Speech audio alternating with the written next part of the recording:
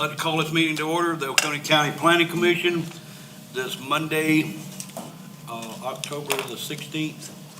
Our first order of business is invocation. Mr. Nick, Mr. Allen, would you do please? Sure. Let us pray. Thank you, Holy Father, for the beauty of Oconee County and for the many activities we enjoy in the upstate of South Carolina. May we work to preserve and protect this land for generations to come. We ask that your Holy Spirit be among us and help us to work with cooperation and respect for differing opinions. We ask for your guidance as we plan for the future of the county in a positive and constructive manner. Please bless all those who work for the betterment of the county and keep them in your peace, prosperity, and good health. Amen. Yeah.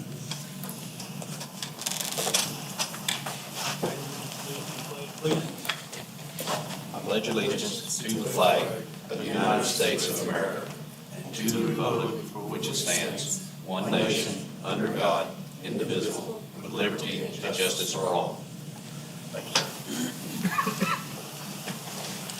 All right, you have before you the minutes of our last meeting on October 2nd. Do I hear a motion to approve? So moved. Second. Is there any corrections?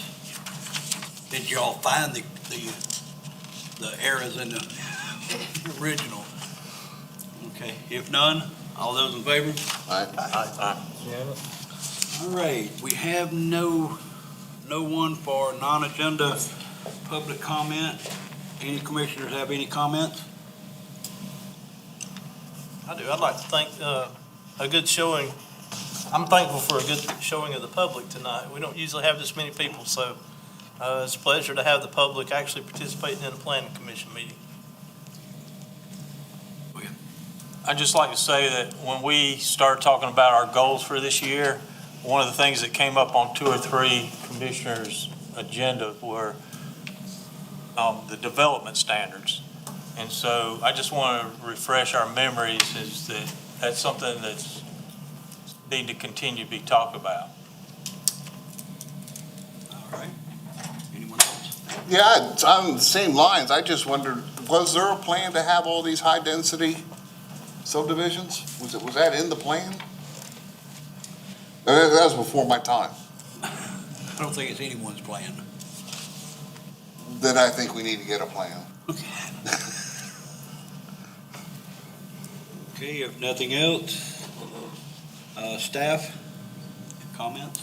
Yep, for your next meeting, something to look forward to. Mr. Root will be here to discuss the agricultural control for his agriculture. Right. We're going to Mr. Rachel. On item 8. I'd like to make a motion to postpone this to the next meeting. I'll second that.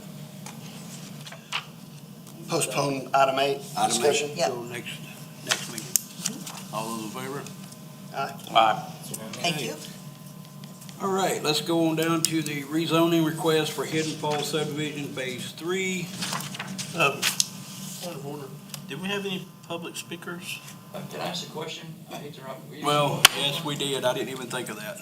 What, sir? Just next week, when next week, when was this supposed to? Next meeting will be in 2 weeks. Or the first, what is the date of November 2nd, when is it?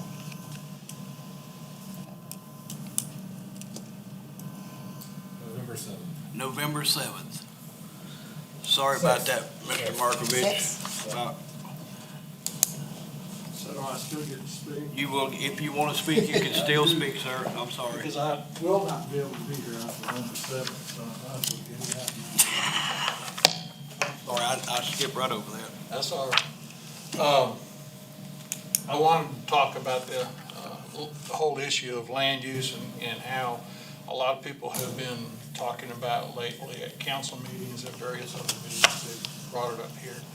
And especially when it comes to development ordinances. And, in fact, at one time, we did have density issues that were expressly noted in the subdivision ordinance. And there was for low density, medium density, and high density. And but it came out somewhere along the way, and it just, I don't know why, they just kind of did away with it. And people tend to talk too about how, in terms of subdivision ordinance, that it needs to be more unified. It used to all be unified. The subdivision ordinance, the road ordinance, all that was combined together. And then when the zoning thing came in, they thought, well, maybe we better split this thing up. I don't know if that was good, bad, indifferent, but I do know that the laws for zoning and the laws for subdivisions are very different laws. And some people want to equate them and say, well, they're really all the same. They're really truly not. They're two sections of law that are different in the state code, and they're two entirely different things. But nonetheless, my main thing coming was to talk about, especially in Chapter 11 of the comprehensive plan, it talks about specific uses. And I have a difference with some of this stuff, and part of it's because they chose to leave out the lakes, and which is, I get that. The lakes are public areas that the public gets to use. But anyone that doesn't understand that that is Duke Power's lake, and that is an industrial property, really doesn't understand land use, okay? The fact that public gets to use it is, yeah, that's cool. Same thing with Joe Cassie. And when I hear people talk about the developers are converting farmland and all this other stuff, it will happen. But I think about all the farmland that was converted to create Lake Kiwi. I think about all the farmland that was converted to create Joe Cassie. All the farmland converted to create Hartwell. Now, the next thing that's coming is solar energy. And you're going to start seeing more and more farmland converted to solar panels. So I'm seeing a lot of things that get blamed on developers is really misunderstandings in how land use is really being changed. And so, and the other thing that ties into there is that the people that sold their land to create these lakes and create these energy producing things did so willingly. And it was land that came to them oftentimes through, maybe it was a will, maybe it was without a will, it was just handed down. But nonetheless, these are capital assets that these families own. And it's up to them to determine when is the right time to sell it. Can they afford to continue farming when tractors are $500,000? Can they afford to keep doing other various things? I mean, so it really becomes the farmer's choice whether or not he wants to sell his land. And yet I hear people trying to say, oh no, we don't want you selling your land, we want you to keep farming. Well, that's fine. Buy their land. Give them an opportunity to take advantage of their capital assets. Don't just tell them, oh no, you can't, you got to keep farming. And so this is the whole thing when it comes down to land use. We're really talking about how we want to spend other people's money. And that bothers me sometimes. So I just wanted to get that out there, and I hope that y'all will think about that when we have the discussion. Thank you. Thank you, Mr. Markovich. Okay, we'll move right on to the rezoning request for Hidden Falls subdivision from control-free to lake residential. Do we have anyone here for that? No one here? No one here about the property? No. Okay. And this is the property on the map? It is, that's the map they provided. This is our zoning map. So here is the main parcel. And then you've got the small sliver piece as well. There's also a piece up in the top, is that right there? This one? Yep. This one, and then this little guy right here. So I do have a couple of questions on it. Please. All right, it's open for discussion. It's currently control-free. Yes, sir. Is there a reason why they're wanting to penalize themselves? So this is the third phase of the subdivision. The other two phases are already zoned into lake residential. They'd like it to be consistent throughout all three phases. Okay. Second question is, this acreage looks to be far less than 50 acres, and doesn't our 8.5 say 50 acres to do so? They are going into the already zoned portion, which is considerably larger than 50 acres. So say that again. It will be part of that contiguous block that is much larger than 50 acres. So as far as just, again, I'm fine with somebody restricting themselves more. If they want to cut off their foot that's perfectly healthy, then go for it. But just so I understand, our Oconee County policy is if you sit adjacent to a particular style of zoning, if you have less than the 50 acres that's required, you can incorporate yourself into that new zoning. Okay. It doesn't have to be same ownership or anything like that. You have to own the land. You can't petition for somebody else's property. If I sit next to a zoned property, Yes. say it's zoned commercial and I have residential and I sit next to it, I can petition even if I have less than 50 acres to rezone under an initial zoning. Into their original petition? No. No, I'm just going next to someone's. So did they petition to have this zoned initially? No. And they no longer, they own the section behind it, but not where those houses are.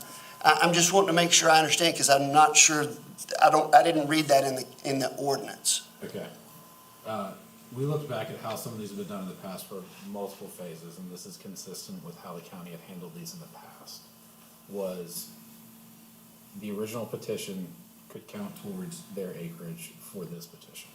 So as Okay. long as they're going into the same district, so these are Lake Residential, they're going into Lake Residential. If they were trying to get into commercial, that wouldn't work.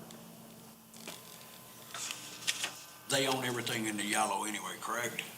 The HOA, yeah, now that those parcels are individually owned now, But they did originally. yes. I think we're stepping outside the ordinance. I have no problem if somebody wants to restrict themselves more. I just think it's a little, I've just had not seen that before.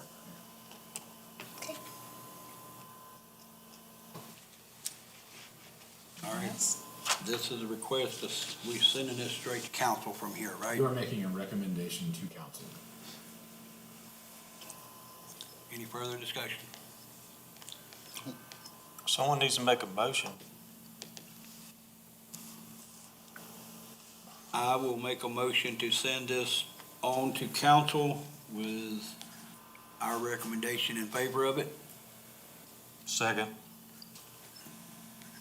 Any discussion? All those in favor? It's unanimous? Okay. All right. Item number 10. I will bring this up. Right. I'd like to make a motion to move the DOT into item number 10. We're So we're not- we're going to keep the agenda the way it is. This shouldn't take but just a second. And Okay. we're getting to them as quick as possible here. That's why it wasn't moved before. I don't think it's gonna take a second, but okay. All right. Discussion regarding commercial junkyard ordinance. This was brought to me at the last council meeting by Mr. Mize and Mr. Elliott. They want this brought straight to council and let council hash out what they want to do with it. For some reason, it didn't get talked about in the committee that we sent it to, and those two councilmen wanted us to send it directly to them, to the council. Just like it is, because I asked them, do they want anything in it or anything that way? They said, no, just send it to us and we'll take care of it from that point. And whether they're gonna vote it down, vote it up, it doesn't, that's them. We have to send it to them because we're the ones that initially started making the ordinance. So I make a motion to send. Mr. Chairman, before we do that, I'd like to ask if there's anybody here that would like to speak for or against the junkyard ordinance that didn't sign up for public comment. All we're doing is sending this to council. We're not making any decisions on it. We're not changing anything. We're not adding anything. Council wants it, and they will do whatever they need to do to it. If they so choose to pass it or so choose to shoot it down, it's up to them. So y'all, it's open for discussion. I'd like to second the motion, please. Okay, so it's open for discussion now? It's open for discussion. So what is the scope of the junkyard ordinance? Is it for the commercial Or is it for? Commercial junkyard ordinance. Okay, well then this motion is not, or this ordinance is not ready to go to the county due to section 32-513 definitions, where it states a commercial junkyard shall mean any land or area used in whole or part as a business for storage, handling, or selling junk. So that means any private entity or private person with antique cars that they're restoring will fall under this ordinance.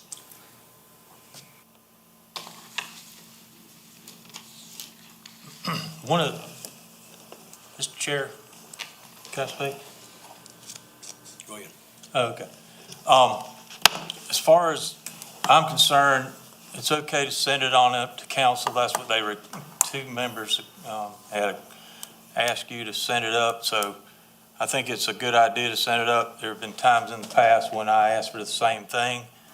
Once we send it up there, it doesn't matter what the verbiage is, as much as it's in their hands. They can get public comment. They can do a lot of things. They might send it back to us. But there's no reason not to send it to council if that's what two of the members are asking for. I disagree with that. If we know that it has issues and we're kicking it on up the chain, then shame on us. We should fix it. The council members that requested the being sent to them, they know what's in the ordinance. They read the ordinance. They're, from what they told me at the last council meeting, that they're gonna work on the ordinance and then they'll send it back to us at that point for our approval of the ordinance or to change or whatever before they actually make start doing their meetings and have their 3 readings and their public hearing and all this good stuff. I would just ask to send it back by the very person that wanted the junkyard ordinance to start with. So, go ahead. On 32-573 in definitions, commercial junkyard. This definition does not include facilities which are an essential part of a wrecker, towing, or impound service. County operated or approved or permitted sanitary landfills. Well, I'm sorry, am I ignorant, but is a junkyard not a No. cars? That right there, that statement pertains to, like if you have a wreck, the guy comes to get your car and takes it to his property and holds it till the insurance company does what they're gonna do, and then you have to either get it to a junkyard or take it home from that point on. If the insurance company doesn't total it, they send it wherever, or either you have to pick it up and take it to wherever you want it to go. That is that type of lot. That, we're not talking about a junkyard where you go buy parts off of it. At these particular places, the car's sitting there after a wreck happens, and the insurance company does what they're gonna do with it. They either give it, sell it, whatever, to a junkyard, or you have to tow it back to your house. That's that part of it. What's the motion on the floor? The motion on the floor is to send this to council, as requested. And it's I been wanna- seconded, right? Yep. Can we call the question and have the vote, please? I haven't spoke yet. I'd like to speak.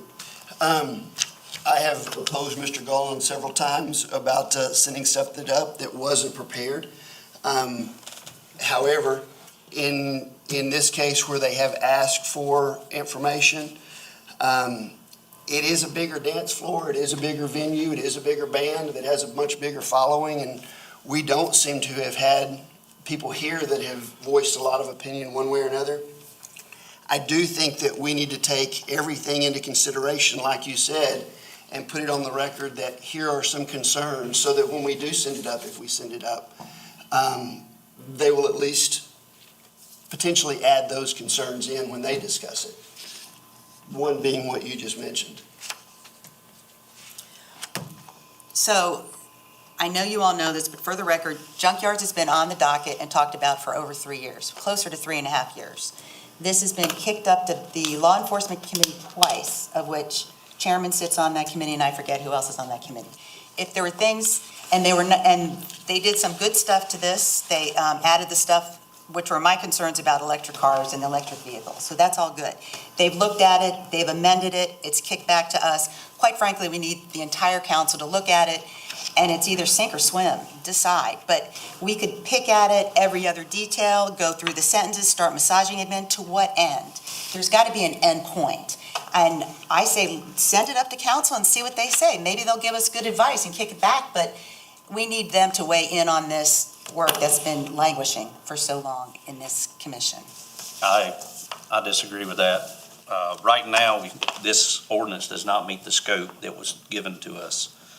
By who? By who and how? You weren't here when it was given to us, so how do you know that? Well, because I watched the meetings. Okay, I'm gonna call So- for the vote. Thank you. All those in favor of sending this to council? Aye. 4 votes. All those opposed? Motion carries. All right, our next item on the agenda, discussion regarding state roads with Mr. Frederick K. Thompson, SDOT. SDOT. If y'all would come forward, please.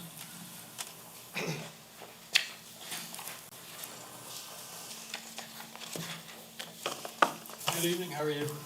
I'm Brandon Wilson with SCDOT. I'm the district engineering administrator, and this is Kirk Thompson. He's our contracts manager and roadway engineer, so we're happy to answer any questions you guys have for us. Well, I think we're gonna let you do like we did the county gentleman. Give us an overview of what the state is doing at this time with the roads that we have in this county. And then we can go from there, I guess. Would be a good start. So, is there any specific question maybe for overview? Yeah, I could point you to a good starting point, and that would be the proposed development on Highway 30 that's causing a lot of angst in the county. And if I could just ask you some questions, maybe help direct the conversation, you can take it from there. How about that? Okay. One concern with putting in close to 2,000 homes and potentially 5,000 people is the skinny roads that are there, 130. There's no current turn lane, so how would you reduce volume without additional capacity or being able to put in or widen the roads there? Is DOT concerned about that? So with every development, we are going to require the developer to complete a traffic impact study. As such, we'll look at all of the adjacent intersections that we anticipate the development to use. And if it meets the guidelines or thresholds, then we'll ask the developer to install turn lanes, potential signalization, or other mitigating items. I mean, we've done roundabouts, turn lanes. Have you driven that road? Do you know what I'm talking about? There's no room for a turn lane there. So what do you do if there's no room for a turn lane? You're talking about SC 130? In the skinny areas? Yeah. So potential items there could be require access in other locations. Okay, Without having seen any kind of development plan or any traffic impact studies, it's kind of hard to speak to hypotheticals. okay. We'd obviously want to find a location where we could provide a safe access. So who does the checks on all your required fixes to the road? Do you come back and do a double check before developer continues? Does DOT do that, or do you just say, fix it and we're gonna trust you, it's an honor system type thing? So the SCDOT permitting process starts with the traffic impact study. If mitigation is required, then we will have them design roadway plans. Okay, As part of the permit process, we also collect a performance bond so that they are required to complete those items. okay. One of the other things that has been extremely helpful, though, is working with counties on actually issuing COs prior to those improvements being in place. Will DOT hold hearings for safety or anything like that, for the public? No. They don't do anything like that? And what about the dikes? If they're kind of narrow, do you have any concern, or would that be Duke's verification that they could hold the weight of, say, if there's a traffic jam up there, hold all those cars? So they should be designed to hold the vehicles presently, but we would have to look at that. And do you, would you have to have a conversation with Duke in the event of an emergency and there's an evacuation from Duke on those roads with all those people? Or is that a concern of DOT? Do you take that into consideration? That is not one of them that I had thought about, but, your question brings up a great point, and we're happy to do so. You're to consider it? We'll consider it and talk Yeah, to yeah, Duke, okay. sure, yeah. Okay, that's good for me. Go ahead, guys. Mine is hopefully a little bit easier for you. Excuse me, Mr. Darling, go ahead. Okay, going back to the 130, Highway 130, and let's say you got a lot of traffic at certain days, part of the days, or certain days might be less traffic or more. But let's say it's a work day on a Monday morning, and people are just trying to get to work, and the congestion is not just at, getting on the 130 roadway, it's magnified as more people come into intersections and stuff like that. And I'm wondering whether or not those traffic studies would include the funnel effect that is going to take place, at 130 and Old Clemson Highway, all these different places where people are going to try to go different places to get to work. Sure, so all the traffic impact studies, we try to take where is the neighborhood gonna go? What is the impact of any given development? So the bigger the development, the larger the area they're going to impact. So we would most likely look at the intersections also, in addition to just the access at 130. We're gonna have them look at all of the intersections in that area. Would be my anticipation. Again, we haven't seen a site plan, so we don't really know what they're proposing as far as access, or where we think the vehicles will go at this time. Well, the biggest thing that I'm thinking of is the frustration that takes place when someone's at a traffic light and they have to wait 2 or 3 times to get through it, And so I'm hoping that the study, if it comes back and it's like, well, it can't take care of all these problems, or the developer isn't willing to go 5 miles down the road to put in additional lanes there, and maybe a different type of traffic circle or something like that, whatever's required, then I'm hoping that'll keep the developer from deciding to do some of these things. So I'm looking at the state to try to protect us from having a situation where people get so frustrated. We've got a quality of living here, and it can be destroyed if we don't look out for the roadways and in the traffic. Sure, completely understand. Can you pull that up, this area up Highway on 130? 130 there? I think that would be helpful. Well, I think this puts them at a disadvantage because they've not had time to review this, and you're asking them on the fly to come up with the best guess, and it's unfair to them. I think this should be something that they follow up on versus have them struggle through this without all the information in front of them. Yeah, I can give you a lot of generalizations about TIAs and how they work and Yeah. the mitigating factors, but without having seen a specific traffic study, it's hard to speak to any given development.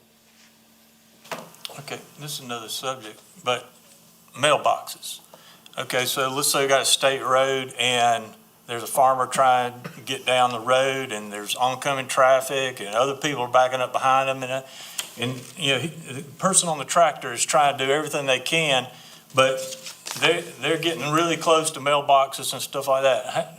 Do y'all have any way of looking at these situations and going, hey, these mailboxes are creating an unsafe condition for the traffic that it's getting? And I'm just curious if you can give us any information in general, on mailboxes and the problems that you've faced in the past, and maybe some of the solutions that you've come up with. So in general, I've never experienced mailboxes really being a large safety hazard. So my experience has been that when the mail truck is able to get further off the roadway, there's less impact to the roadway and less impact to the users. It creates kind of a better flowing situation.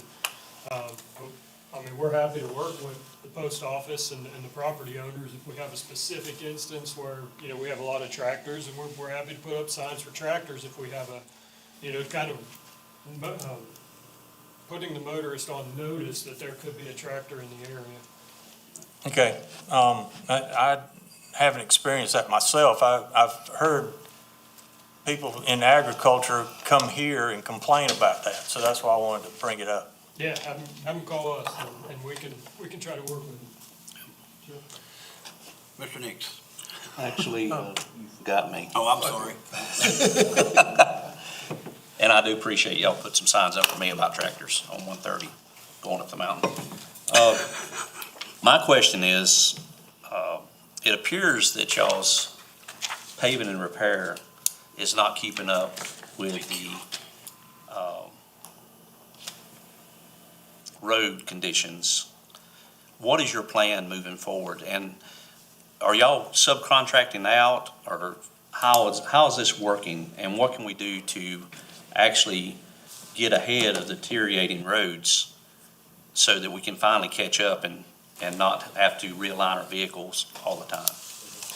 So we're kind of in a 30-year deficit, as you know. The gas tax went in effect 2017. Yeah, the additional gas tax was So 2017. we're working from behind right now. Last year, I think Pickens County, the allotment was somewhere around $12 million.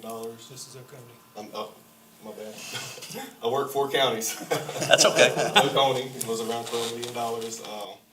So, yeah, we're working in a deficit. Most of the secondary routes, you probably 60% are still in poor condition in secondary routes. So, yeah, we're trying to make improvements based off the Secretary's 10-year plan. Okay, and how do you determine which roads actually accelerate on their priority list? So what happens is we have a department called Road Data Services, and they have specialized equipment that goes out and evaluates the roads. Okay. And I'm not sure, I sent over an email with the ranking process maybe. So this information is available online. The DOT website. Engineering directives, Okay. I don't know if that's a link you can click Yeah. on maybe. It kind of explains, based off Act 114, the General Assembly put in place in 2007, they require us to prioritize roads based off of criteria, and it's based off data. And I think it's probably around 65 maybe. Yes, that. So at the current rate, with the budget you're working with, Okay. I'm sorry. with the budget that you're working I with, can't read that from here anyway. do you see yourself falling further behind or gaining ground? So we've actually seen the percentage of roads in poor condition get better. So as we started phasing in the additional gas tax money in 2017, the percentage that were in poor has actually come down. Is that state or county that we're talking about? We'd like to think both. I know it is for state. Okay. We measure them on a large scale, and we can ask what the exact number is here in Oconee. But with the additional dollars that are being directed towards the paving program, I feel like we're probably gaining on it right now Okay. versus falling further behind. Are y'all spending everything that y'all budgeted for, or y'all having revenue left over into the next We're budget? spending every dime. Every dime, okay. It's available on our website as well, where the funding is spent. Hey, while you're on priorities, I'd like to ask a quick question, and that's, the Appalachian Council of Governments. I've been told they have input on these things. Can y'all tell us a little bit about that process? So on the, so you got several programs. What I manage is the state pavement program, and that's resurfacing, using the gas tax money, resurfacing roads. That they don't have any input on that part. They do have funding available to them, Right. and Brandon can probably explain more on that one. Right, so statewide, there are MPOs and COGS, so we're obviously in the Appalachian Council of Governments here. And so they receive an allotment of state funding, and then pair that with federal funding to do projects in Oconee County, along with Pickens County and probably some in Spartanburg, I think.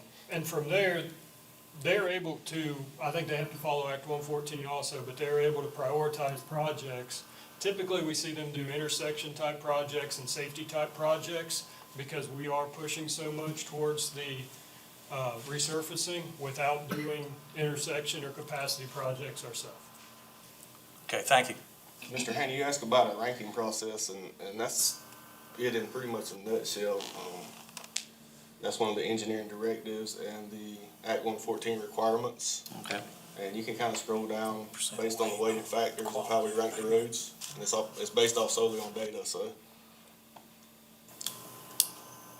Mr. Nix? Two questions. What percentage of the subdivision traffic studies statewide are rejected? So generally, they're not rejected. So generally, what we're tasked with managing is I'm gonna call it an on-par level of service for the roadway user from the pre-development condition to the development condition. Generally, we are able to find a way through a mitigation process to get the traffic post-development pretty well in line with the pre-development. So there's basically, you're telling me there's basically no scenario that you guys haven't been able to work through? If the developer wants to, so I say they're not rejected, because what happens is. Let me change my question then. Sure. Is there a case, or have there been cases where the traffic study came back and the developer was forced to reduce density or numbers? So I'm gonna say no, and the reason I say no is because the developer has reduced numbers, but it's at their discretion so that they do not have to do the traffic mitigation that was required in the study. Does that make sense? Yes, sir. So that, we have seen developments not happen after the traffic impact study came back and we told them what development had to happen. It's not that we rejected their access, but they chose not to move forward with the project. And my other question was,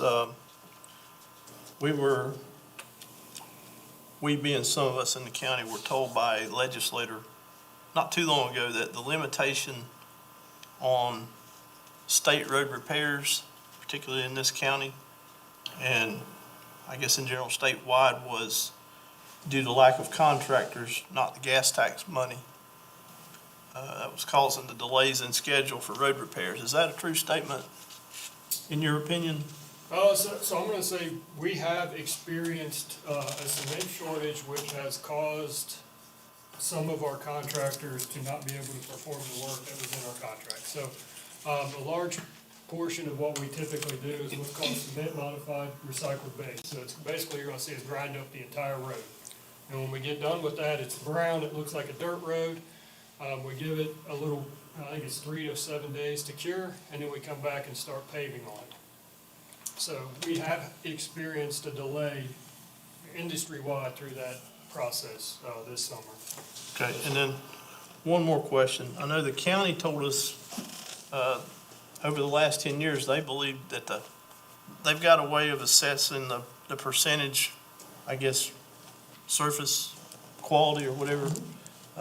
They got a percentage number that they use from some number to some higher number.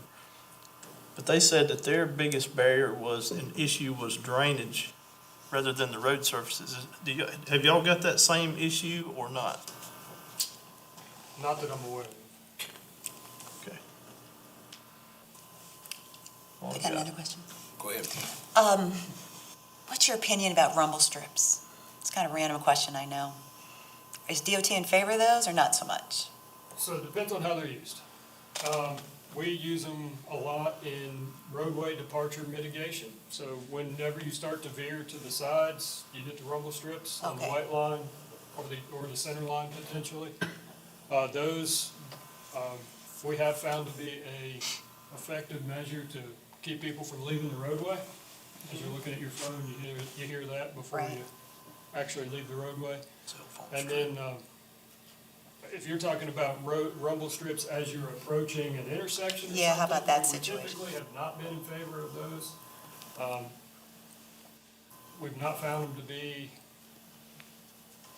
I guess, as effective as we would like for them to be for the issues they create. Do they turn into potholes?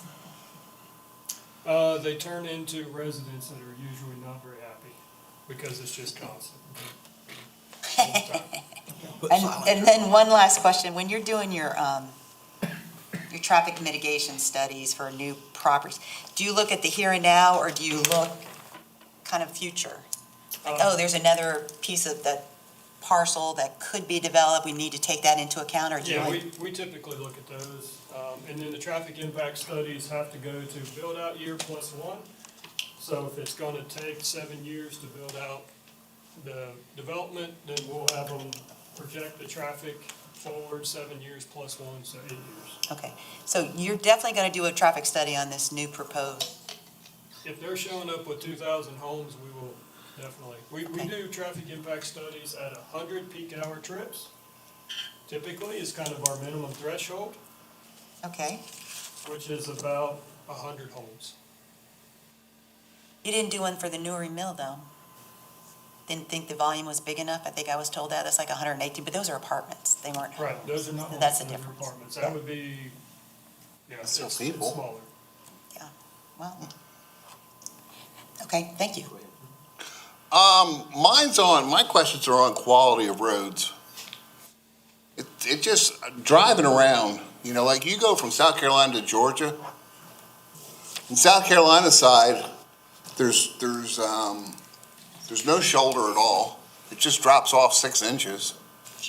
You know, the roads are considerably rougher, which does wear out a lot of cars. People are paying a lot of money to keep their cars fixed because of the conditions of the roads. And then you go to Georgia, and they're smooth as ever, you know? It's like, it's not like the gas tax, all of a sudden you had money. You had money before. I don't understand this. What happened to the road part? You know, the roads were not taken care of.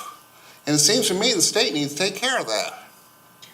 So again, as Kirk alluded to earlier, you know, we didn't have a gas tax rate for 30 years. Now we have money. You collected gas taxes before then. Sure.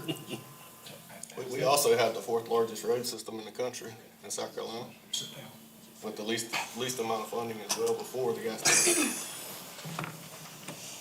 But there's a lot of people out there, their cars are getting worn out and beat up. You know, well, we're working on it. It just, that doesn't seem like, it seems like there needs to be a more concerted effort.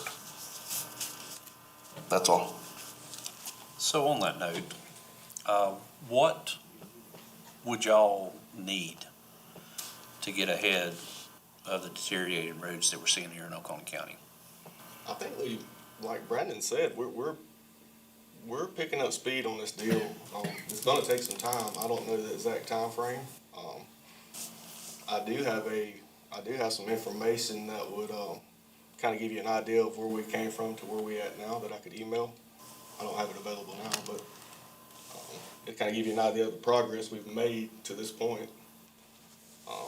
And I think we've made a lot of ground, but I don't have an answer for, you know, how long it would take at this time. So you feel that you have all the tools that you need?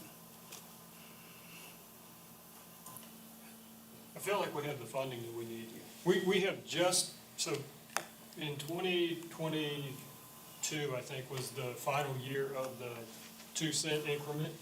So when they implemented the gas tax, they did 2 cents per year for 6 years for a total of 12. We are just now at basically putting that full allotment each year onto the street year after year after year. So we've been putting smaller amounts than what we've ramped up to that 12 million per year for Oconee.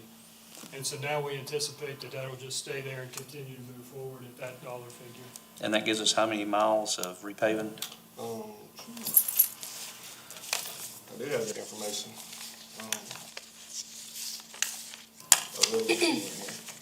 I didn't know what the questions would be, so I kind of packed my notebook here, so.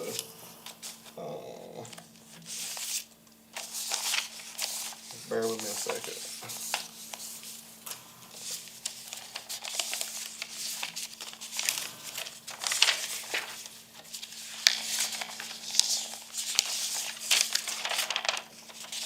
So I can tell you, right now, at this very moment, we have 53.16 miles, in construction or in pre-award or development. Okay. So that's what we have as of right now in Oconee County. And how many miles of road are in poor condition? I don't have that information in front of me, but it's probably in secondary. You got three different systems essentially. You got, well, four. You got interstate, you got primaries, you have farm to market secondaries, and you have neighborhood streets. And all of them have their own ranking system. So if I were guessing on, and I don't like to guess, but without the data, and it's available on our website, probably around 60% of the secondary are in poor condition in Oconee. And I'm not familiar with how many miles that would be. Do you? Yeah, I don't have that in front of me. I had no idea what the questions would be. I can email that to you if you'd like. I can get that information for you. What about primary? Do you have an idea on that? Let's see. Let's see if I grab that data. I don't think I did. Like I said, I can email that to you. I can give you the amount of lane miles per county, or per route, primary, secondary, farm to market. I can get it. Yeah, that'd help us develop understanding of Yeah, I can how give long you it's gonna percentage take. Good, bad, Yeah. That information is pretty much available online on our website too, but I can send you links or whatever you need to. Well, that'd save me some time if you just send it to me. That way I don't have to figure y'all's website out. Yep, that'd be great. Could I suggest that that be sent to James, and then that way he can distribute it to everyone if they're interested? Okay, as I did before, I messed up. If y'all gentlemen will I got a speaker, would let him speak, and then I've got some comments and questions I want to make after that, if you don't mind. Sir, if you want to. Y'all have already covered what I was curious about, so. Okay. Thank you very much. I'm sorry about that. That's all right. I'll take your role in your place if, You want Yes, to? sir. No, I'm just letting this one gentleman hear. My name is Mike McAllister. I live in Seneca, and this is the first time I've attended a planning commission meeting. I was curious, I just wanted to see how things went and see what was discussed and what happened. Didn't know you were gonna hit on a subject that's really dear to me, Highway 130, okay? I worked at the Oconee Nuclear Station for a long time. I've driven that road hundreds of times, day, night, during whatever emergency, anything like that. That's a very scenic road. That's a problem because it's a dangerous road. You're looking at the water, you're looking at the trees, you're looking at the color. It's a dangerous road. From Ingalls all the way to Highway 11. It's not a safe road. You have to be cautious. There were so many things that you mentioned that are concerns, but there's so many things that you haven't mentioned that are concerns. The dikes and the bridges. You cannot make those 4-lane. You can make the bridges 4-lane, but it's not gonna do you any good because you have 2 dikes out there. You don't mess with the dike, okay? The poor people and the not so poor people down in Newry, if anything were to happen, like I said, you don't wanna mess with the dike. So, you got a 2-lane road, you can make it a 12-lane road, but you're still gonna come down to 2-lane on a dike. How are you going to get emergency services to that wreck that's gonna happen between the dikes, between the bridges? There's only one place out there that you can land a helicopter if you had to medevac somebody out of there. That's the Oconee Nuclear Station. At the Oconee Nuclear Station, there's an area called an exclusion zone. I can't believe that Duke Energy, has not been contacted about the road, okay, and this issue about the 749 acres or whatever, 79, and the 1,900 homes, which means at least 3,800 cars. Now, if you're gonna do a traffic study, when are you gonna do the traffic study? Are you gonna do the traffic study at between 5:30 in the morning and 7 o'clock in the morning, 4:30 in the afternoon and 6 o'clock in the afternoon where the rush is out there? You got traffic coming in from Old Clemson Highway. It's a disaster. It is a pure disaster. And you got people now that are ticked off because when you get to the light at 130 and 123, you have traffic backed up all the way almost to Old Clemson Highway at the bad times of days. Okay? It's not gonna get any better. If you're talking about 3 access points to go into this new housing developments, that they're going to build, I don't know what, unless you get somebody out there to ride that road and experience what happens between Highway 123 and the Oconee Nuclear Station, you have no idea what you're looking at. And once it's done, you're there. You can't go back. You can't retrieve all of that, put it back like it is now and start over. You can't do that. The developers that are going to build these, then they will build them. They'll wipe that land slick of every tree out there, okay? And they'll build their 1,904 subdivision homes. And when they do that, then if they go out Highway 130, all I can do is say, I mentioned it, it's on my mind. If they're so adamant about building their subdivisions out there, why don't they come in from Highway 1, from Lawrence Bridge Road? Cut their own road through there, have access that runs parallel with Highway 130 or perpendicular to Highway 130. Somehow, do it, but don't mess with Highway 130. You're asking for trouble. You really are. If there's a fire out there in one of these subdivisions, and how many houses are they gonna try to put on an acre? It's ridiculous. I don't know what they're gonna do as far as sewer service, water service. I brought this up last month at the county council meeting, okay? I think you may have been there, Mr. Pierman. And like I said before, I didn't know I was gonna do this tonight, but here I am. It's the same thing. And unless somebody gets some input into it and the traffic study can incorporate some of these things into the traffic study rather than just an observation. You have to be there and eyeball these things, okay? You really do.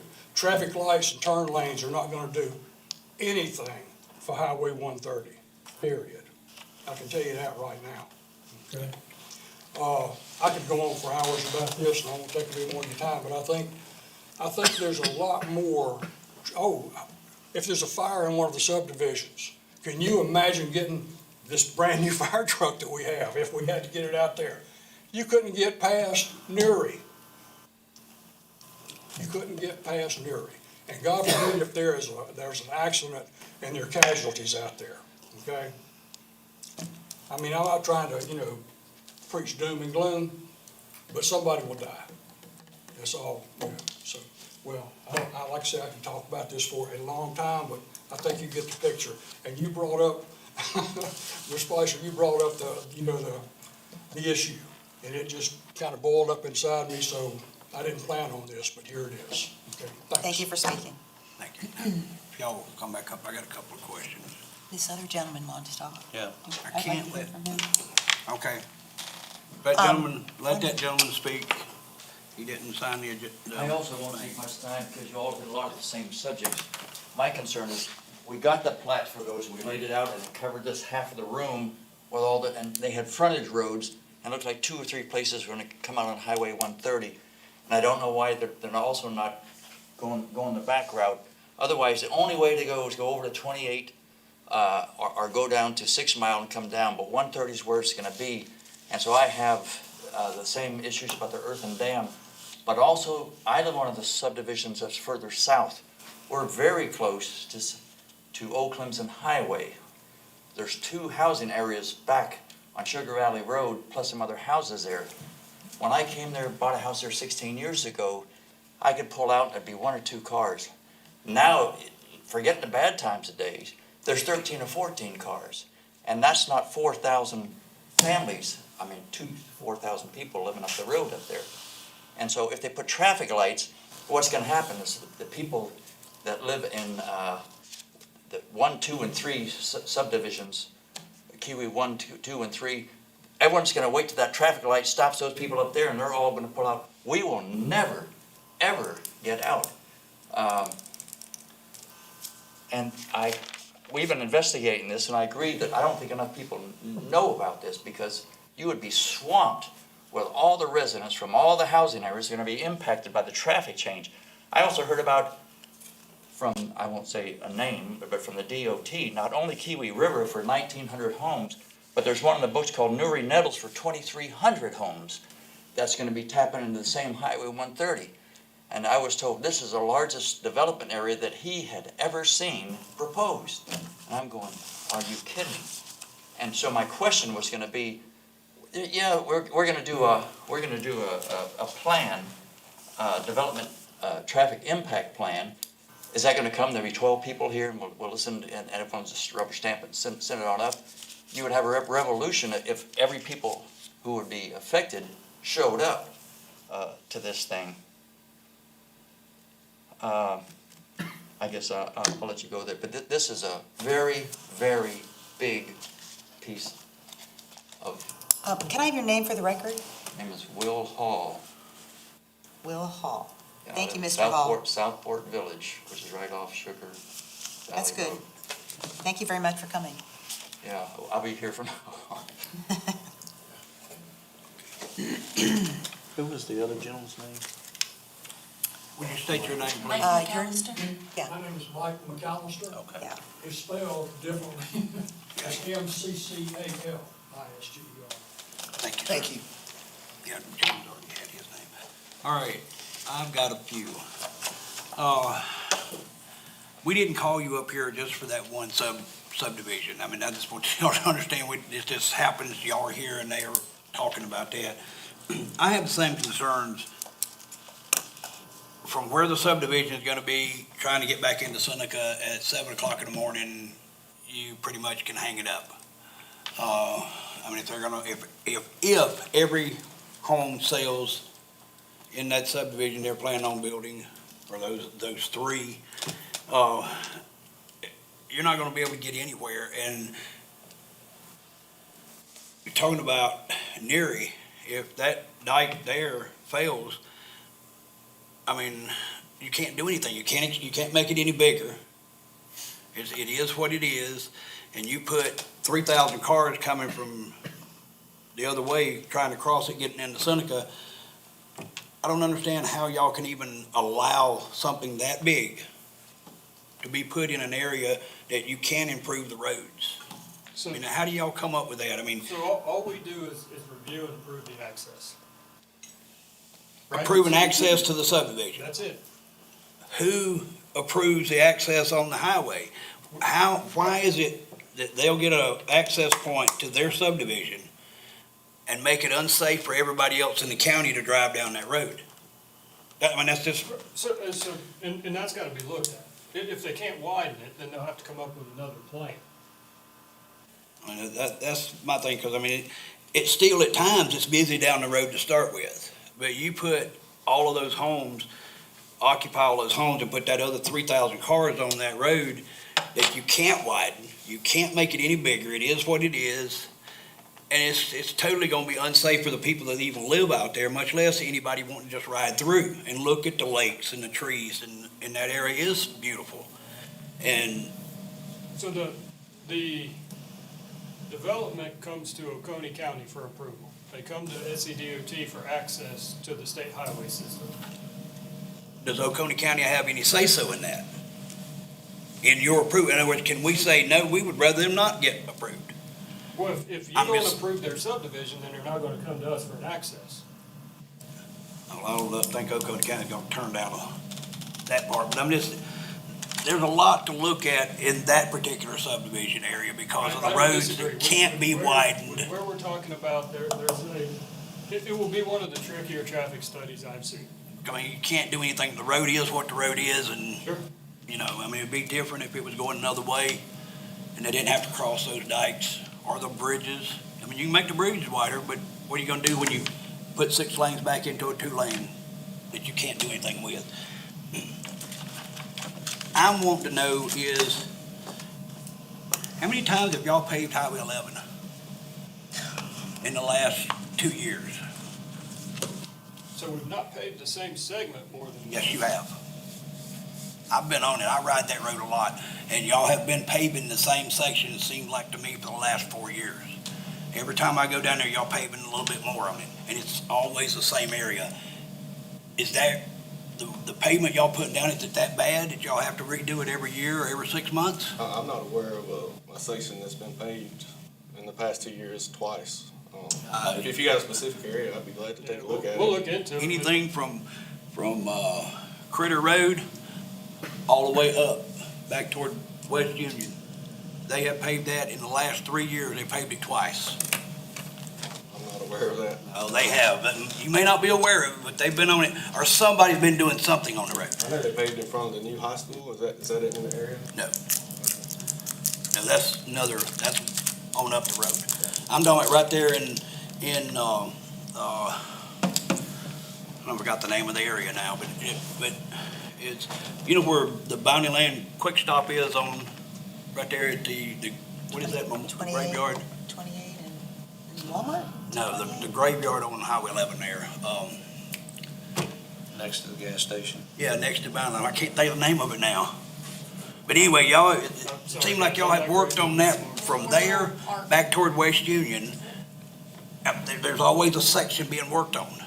But yet, on up in Salem, where Highway 11 is, it's like riding on a two-horse buggy because the road's so bad up there. It's on contract. Yeah. Well, you need to get on those contractors and get their butt to work because that road is terrible. Our funding allows us to do anywhere from, prior to where we're at now, I think we were getting 3 to 6 miles in any given paving season. With the additional funding, we're now working our way all the way. We were talking about 11 on the way here. We rode the section you were talking about, and it is extremely rough. It also has funding allocated to it to be resurfaced in the next 2 years. I mean, I know you can't just snap your fingers and all of it's done, but it just seems like that section gets more attention, and there's not that much business. I mean, it's not like a real busy business place except for the Golden Corner Commerce Park that's out there in that area. That gets a lot of business, but seemed like from there on up to West Union, y'all paved it several times in the last 3 years or so. And Salem, at the other end of Salem up there, that road has been terrible for 10 years, seems like. And nothing's ever been done to it. But Yeah, we're happy to go ahead and look up the mile points and share those with you over the last 4 or 5 paving seasons. But I just, on the other state roads, I don't understand, with the money that y'all are supposedly collecting every year, why are we not getting more mileage done on these roads? I mean, y'all say y'all can only do 6 miles a season, and you got 12 months out of the year. And I understand you can't do it in the wintertime when it's cold, if it's a certain temperature, but we don't have harsh winters around here. I mean, it seemed like to me that y'all could do work till November and start work in March, but yet y'all don't do it. Y'all want to do it in June, July, and August and then quit. So that's our exact paving season. It goes to November 15th per specification, and then it resumes in March 15th. I don't know where you're paving. I hadn't seen it, so go ahead. Just one question, or I think one question. You had mentioned that when you're looking at a development and that access is a state road, that your job is to give access, and that would include deceleration lanes, turn lanes, things like that along that section. How far down an artery, do you have a specific mileage or distance that you would go down from said development, wherever that development might be in the county, that you hold the developer responsible for any improvement? How far down an artery in any direction do you hold them responsible for improvements that you might see? We don't have a standard rule for that. What we try to do is look at the size of the development, the number of trips created by that development, and then expand that to the network. And if it's a 200 lot neighborhood, we're probably going to go half a mile to 3/4 of a mile in either direction from the access. If we end up with a 2,000 lot neighborhood, we're probably going to look a substantially further distance, because we're talking about a much greater number of trips. So without looking at the network, I can't tell you exactly which intersection. Right, I mean, maybe in a farm piece that that has one artery in and out, and it may be somewhere else that has multiple accesses in and out? I want to tell you, I appreciate your time for enlightening us on some of the things that SCDOT does. Hopefully the next time we can give you questions ahead of time so you can be better prepared and not have to guess. I know there's a lot of hypotheticals out here. And of course I know y'all hear about the road conditions here in Oconee County and South Carolina as a whole. The biggest thing that I think would help the public is to get out the information to them of what roads are being paved next. I don't know a good way to get that out, and maybe that's something y'all can put on y'all's brainstorming to figure out. But it would help out and ease some of the negative comments going around if they know, hey, I did not know Highway 11 right there. I think it's up to Little River Road is where y'all talking about. I didn't know that was on the list, and it has been beating the dickens out of us for quite a while now. But that would be nice to have out there, and I think that's something that's hurting y'all from my perspective, is that those people in that area don't realize that, hey, that road's fixing to be paved. Maybe some signs out there, something, would help you out. I'm just trying to help you beat down some of the negativity coming y'all's way. The other thing is I want all the roads paved. But no, I do appreciate y'all's time, and hopefully the next time we can give you questions ahead of time so you can be better prepared. I think we recognize the same thing. In the last year, we have basically brought on board a public relations group within SCDOT to try to do exactly that, to try to spread that information. And I will say, I do appreciate your interactive map. So anybody can go online and see exactly where DOT is working and exactly what they're doing. So some of this is citizen initiative.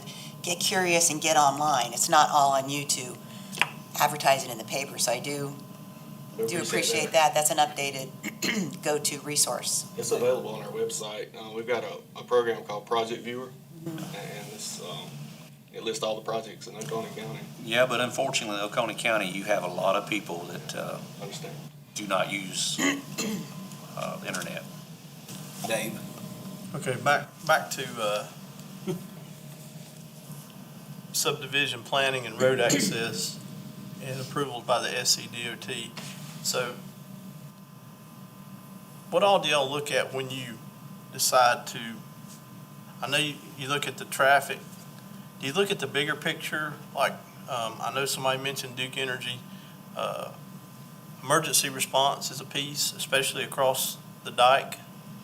There's a lot of people that come from Seneca, which is our largest population area in this county, through that road to get to the Oconee Nuclear Station. So do you look at items like that in addition to the traffic density and the safety aspects? We generally don't. Emergency services is a county function, as is the planning. So we assume the county is managing that portion of it. That's not involved in the road study? No. So just to paraphrase, what you're stating is the county has approved the subdivision. Your job is to get the traffic out onto the road. It's to safely get the traffic onto the road and to the best of our ability, make sure that the existing network does not degrade in service. Sounds like we have some hard questions to ask our county staff after this. Thank you for coming. Is this good? Let him go. Yeah, I want to say thanks for coming. I realize that you gentlemen probably could work with the private sector, and that kind of thing, and you're here working with South Carolina, trying to make our roads better. I really appreciate the job you're doing, and if we ever invite you to come again, you might say no based on the way we treated you today. But we hope we're be friendly afterwards, and that y'all would come back to see us again. I think the biggest thing is, James being able to contact you and talk about situations that come up ahead of time, try to be proactive. So, thanks so much for answering our questions, and Thank you. maybe we'll get those mailboxes pushed back a little bit. Thank you. Thank you, Brad. On behalf of the county, thank you very much. All right. I only have one other item on the agenda. Make a motion. Move to Motion adjourn. Second. All those in favor? Aye.